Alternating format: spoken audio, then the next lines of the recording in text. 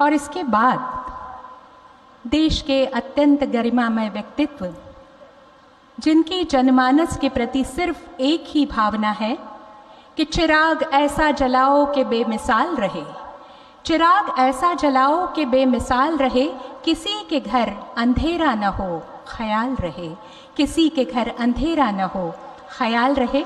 अत्यंत हर्ष और सम्मानपूर्वक मैं सविनय आमंत्रित करती हूँ भारत के आदरणीय प्रधानमंत्री श्री नरेंद्र मोदी जी को, कृपया अपने उद्बोधन से हम सभी को अनुग्रहित करें।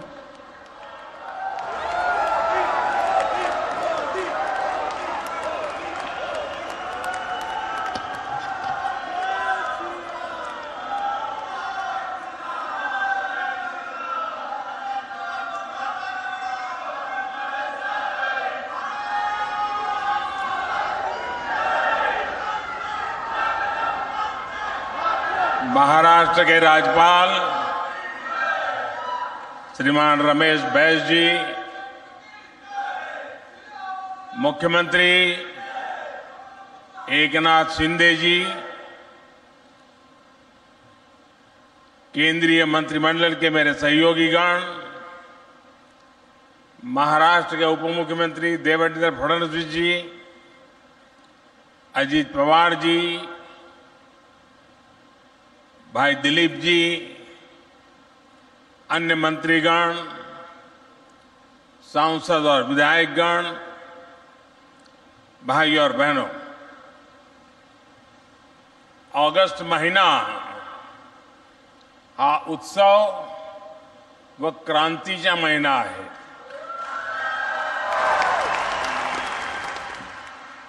क्रांतीच्या या महिन्यात सुरुवातीला मला पुन्हा येथे येण्याचे सौभाग्य मिळाले।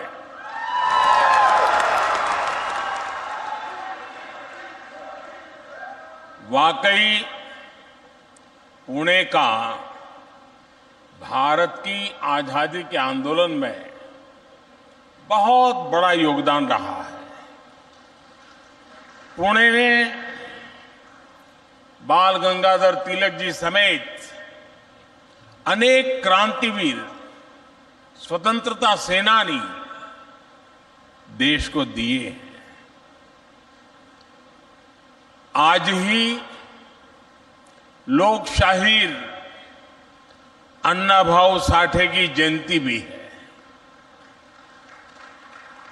ये हम सब के लिए बहुत ही खास दिन है। अण्णाभाऊ साठे महान समाज सुधारक थे। बाबा साहब आंबेडकर के विचारों से प्रभावित थे।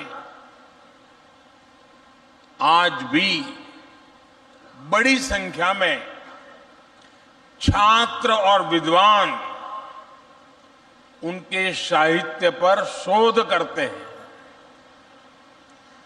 अण्णाभाऊ साठे के कार्य,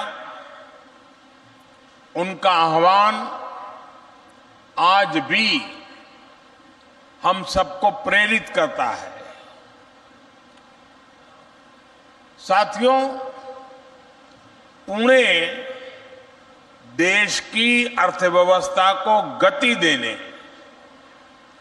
देश भर के युवाओं के सपनों को पूरे करने वाला एक जीवंत शहर है।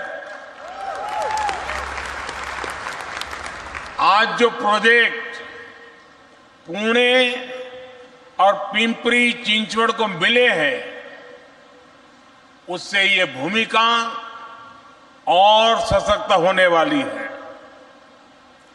अभी यहां करीब 15,000 करोड़ रुपए के प्रोजेक्ट्स का शिलान्यास और लोकार्पण हुआ है।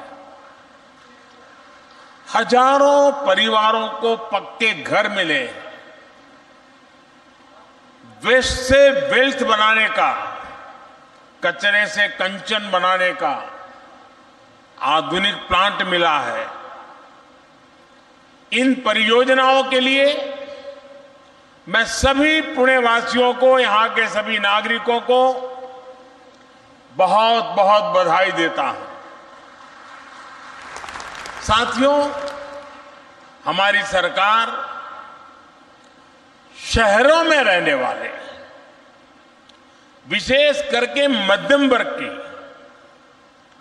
प्रोफेशनल्स की, उनकी क्वालिटी ऑफ लाइफ को लेकर बहुत गंभीर है। जब क्वालिटी ऑफ लाइफ सुधरती है तो उस शहर का विकास भी और तेजी से होता है। पुणे जैसे हमारे शहरों में क्वालिटी ऑफ लाइफ और बेहतर हो, इसके लिए हमारी सरकार लगातार काम कर रही है। यहां आने से पहले पुणे मेट्रो के एक और सेक्शन का लोकार्पण हुआ। मुझे याद है जब पुणे मेट्रो के लिए काम शुरू हुआ था तो मुझे इसके शिलान्यास का अवसर मिला था और देवेंद्र जी ने बड़े मजेदार ढंग से उसका वर्णन भी किया। इन 5 वर्षों में यहां लगभग 24 किलोमीटर मेट्रो नेटवर्क शुरू हो चुका है। साथियों, हमें भारत के शहरों में रहने वाले लोगों का जीवन स्तर अच्छा बने और उसे अगर हमें नई ऊंचाई देनी है तो हमें पब्लिक ट्रांसपोर्ट को आधुनिक बनाना ही होगा। और इसीलिए ही आज भारत के शहरों में लगातार मेट्रो नेटवर्क का विस्तार हो रहा है। नए नए फ्लाईओवर बनाए जा रहे हैं।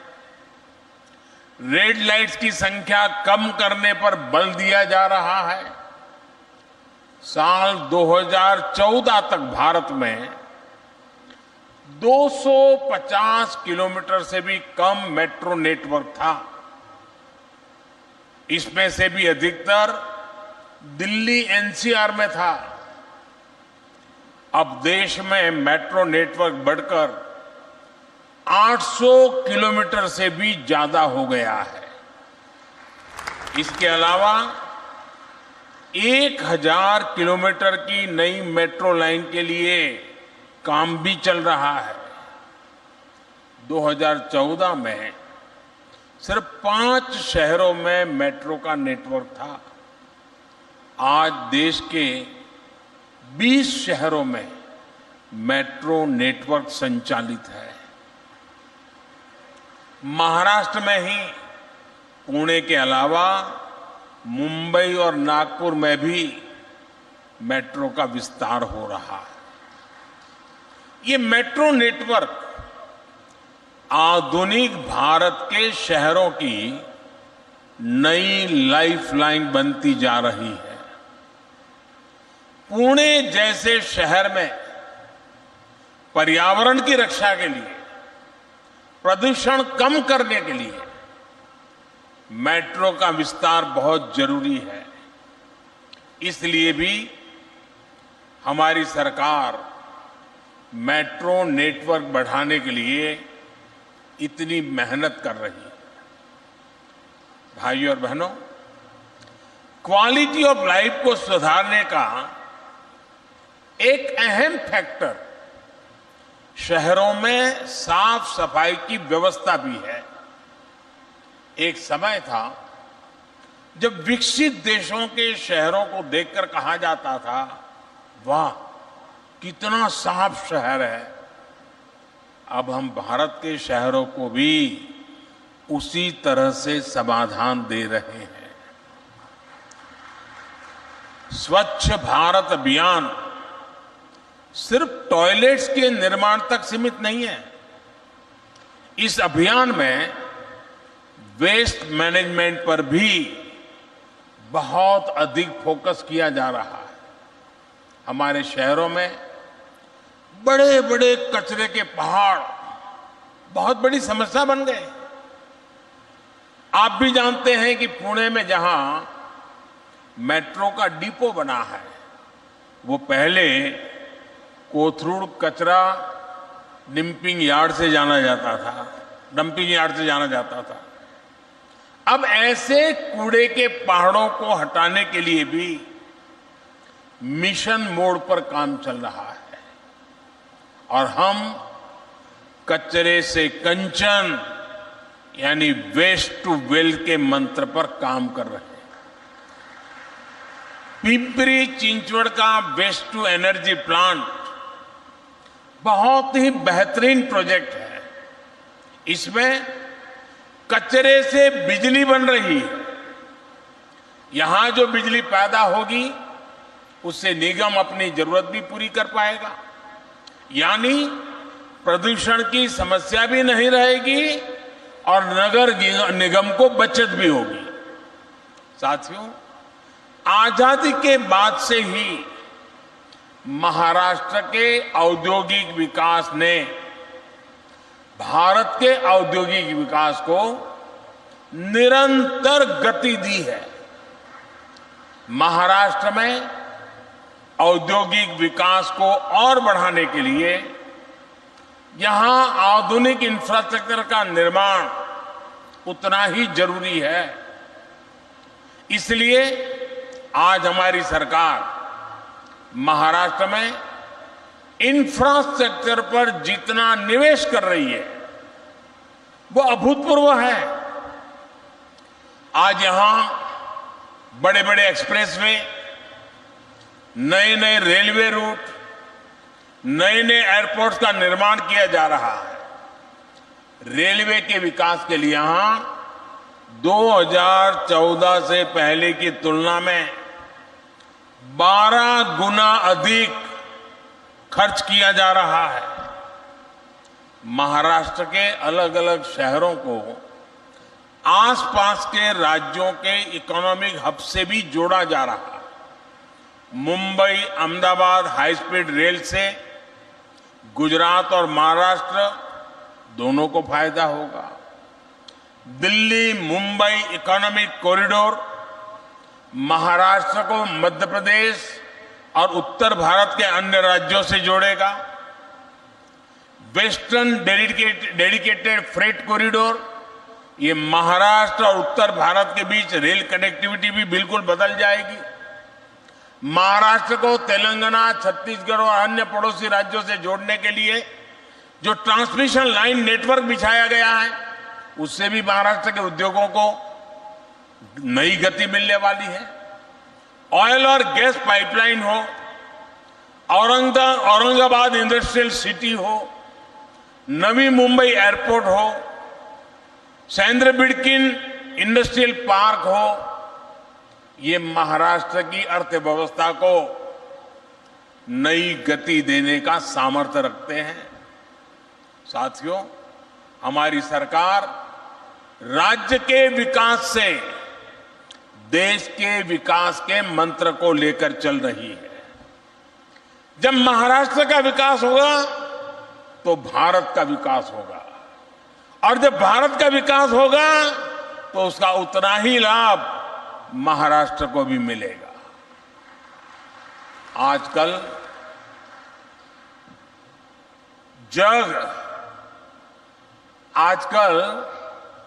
जगभरात लोक भारताच्या विकासाची चर्चा करीत आहेत।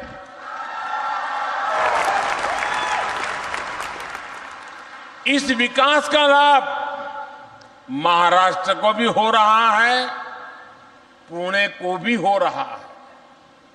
आप देख रहे हैं बीते 9 वर्षों में भारत ने इनोवेशन और स्टार्टअप्स के मामले में दुनिया में नई पहचान बनाई है। 9 वर्ष पहले तक भारत में सिर्फ कुछ 100 स्टार्टअप्स होते थे। आज हम 1 लाख स्टार्टअप्स को पार कर गए हैं। ये स्टार्टअप, ये इकोसिस्टम इसलिए इतना फल फूला रहा है क्योंकि हमने डिजिटल इंफ्रास्ट्रक्चर का विस्तार किया है और भारत में डिजिटल इंफ्रास्ट्रक्चर की नींव बनाने में पुणे की बहुत ही ऐतिहासिक भूमिका रही है। सस्ते डेटा, सस्ते फोन और गांव-गांव पहुंची इंटरनेट सुविधा ने इस सेक्टर को मजबूती दी है। आज भारत दुनिया में सबसे तेज गति से 5G सर्विस रोल आउट करने वाले देशों में से एक है। आज देश में फिनटेक हो, बायोटेक हो, एग्रीटेक हो, हर सेक्टर में हमारे युवा कमाल कर रहे हैं। इसका बहुत बड़ा लाभ पुणे को हो रहा है। साथियों, एक तरफ महाराष्ट्र में हम चौतरफा विकास होते देख रहे हैं, वहीं दूसरी तरफ पड़ोसी राज्य कर्नाटका में जो हो रहा है वो भी हमारे सामने है। बेंगलुरु इतना बड़ा आईटी हब है, ग्लोबल इन्वेस्टर्स का सेंटर है। ये जरूरी था कि इस समय बेंगलुरु का कर्नाटका का तेजी से विकास हो, लेकिन वहां जिस प्रकार की घोषणाएं करके सरकार बनाई गई, उसके दुष्परिणाम इतने कम समय में आज पूरा देश देख रहा है और चिंता अनुभव कर रहा है। जब कोई पार्टी अपने निहित स्वार्थों के लिए सरकार की तिजोरी खाली करती है तो इसका नुकसान सबसे ज्यादा राज्य के लोगों को होता है। हमारी युवा पीढ़ी के भविष्य पर सवालिया निशान लग जाता है। इससे उस पार्टी की सरकार तो बन जाती है, लेकिन लोगों का भविष्य खतरे में पड़ जाता है। हाल ये है कि कर्नाटका सरकार खुद मान रही है कि उसके पास बेंगलुरु के विकास के लिए, कर्नाटका के विकास के लिए तिजोरी खाली है, पैसे ही नहीं है। भाइयों, ये देश के लिए बहुत चिंताजनक है। यही स्थिति राजस्थान में भी हम देख रहे हैं। वहां भी कर्ज का बोझ बढ़ रहा है, विकास के काम ठप पड़े हैं। साथियों, देश को आगे बढ़ाने के लिए, विकसित बनाने के लिए नीति, नियत और निष्ठा उतनी ही जरूरी है। सरकार को सिस्टम को चलाने वालों की नीति, नियत और निष्ठा ही तय करती है कि विकास होगा या नहीं होगा।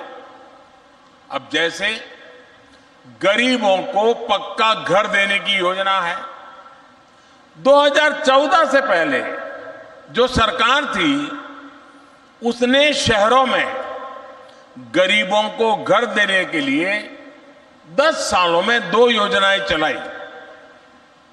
इन 2 योजनाओं के तहत 10 साल में देश भर के शहरी गरीबों के लिए सिर्फ 8 लाख घर बने। लेकिन इन घर की हालत इतनी बुरी थी कि ज्यादातर गरीबों ने इन घरों को लेने से ही इनकार कर दिया। अब आप कल्पना करिए, झुग्गी झोपड़ी में रहने वाला व्यक्ति भी उस घर लेने से इनकार कर देगा तो वो घर कितना बुरा होगा। आप कल्पना कर सकते हैं, देश में यूपीए के समय बने हुए 2 लाख से अधिक घर ऐसे थे जिनको लेने के लिए कोई तैयार ही नहीं हुआ। हमारे यहां महाराष्ट्र में भी उस समय बने हुए 50,000 से अधिक घर ऐसे ही खाली पड़े थे। रुपया की बर्बादी है, लोगों की मुसीबतों की चिंता नहीं। भाइयों और बहनों, 2014 में आप सबने हमें सेवा करने का मौका दिया। सरकार में आने के बाद हमने सही नीयत से काम शुरू किया और नीति भी बदली। पिछले 9 वर्षों में हमारी सरकार ने गांव और शहरों में गरीबों के लिए 4 करोड़ से अधिक पक्के घर बनाए। 4 करोड़। इसमें भी शहरी गरीबों के लिए 75 लाख से अधिक घर बनाए गए हैं। हम इन नए घरों के निर्माण में पारदर्शिता भी लाए हैं और इनकी क्वालिटी भी सुधारी है। हमारी सरकार ने एक और बड़ा काम किया है। जो घर सरकार गरीबों को बनाकर दे रही है, उसमें से ज्यादातर घर महिलाओं के नाम रजिस्टर किए जा रहे हैं। इन घरों की कीमत कई लाख रुपए हैं। यानी बीते 9 वर्षों में देश में करोड़ों बहनें ऐसी हैं जो लखपति बनी है, मेरी लखपति दीदी बन गई है। उनके नाम पर पहली बार कोई संपत्ति रजिस्टर हुई है। आज भी जिन भाइयों और बहनों को अपने घर मिले हैं, उन्हें मैं विशेष तौर पर बधाई देता हूं। मेरी तरफ से अनेक अनेक शुभकामनाएं देता हूं। और इस बार का गणेशोत्सव तो उनके लिए बड़ा शानदार होने वाला है। भाइयों और बहनों, गरीब हो या मिडिल क्लास परिवार, हर सपने को पूरा करना ही मोदी की गारंटी है। एक सपना जब पूरा होता है तो उस सफलता की कोख से सैकड़ों नए संकल्प जन्म लेते हैं। यही संकल्प उस व्यक्ति के जीवन की सबसे बड़ी ताकत बन जाते हैं। हमें आपके बच्चों, आपकी वर्तमान और आपकी भावी पीढ़ियों की चिंता है। साथियों, सत्ता येते आणि जाते, समाज आणि देश तेथेच राहतो। इसलिए हमारा प्रयास आपके आज के साथ साथ आपके कल को बेहतर बनाने का भी है। विकसित भारत के निर्माण का संकल्प इसी भावना का प्रकटीकरण है। इसके लिए हम सभी को मिलकर एक साथ काम करना होगा। यहां महाराष्ट्र में इतने अलग अलग दल एक साथ इसी ध्येय के साथ आए हैं। लक्ष्य यही है कि सबकी भागीदारी से महाराष्ट्र के लिए और बेहतर काम हो सके, महाराष्ट्र तेज गति से विकास करे। महाराष्ट्र ने हम सभी को हमेशा बहुत प्यार दिया है, बहुत आशीर्वाद दिया है। ये आशीर्वाद यूं ही बना रहेगा। इसी कामना के साथ फिर से विकास परियोजनाओं की आप सबको बहुत बहुत बधाई देता हूं। मेरे साथ बोलिए, भारत माता की, भारत माता की, भारत माता की। धन्यवाद।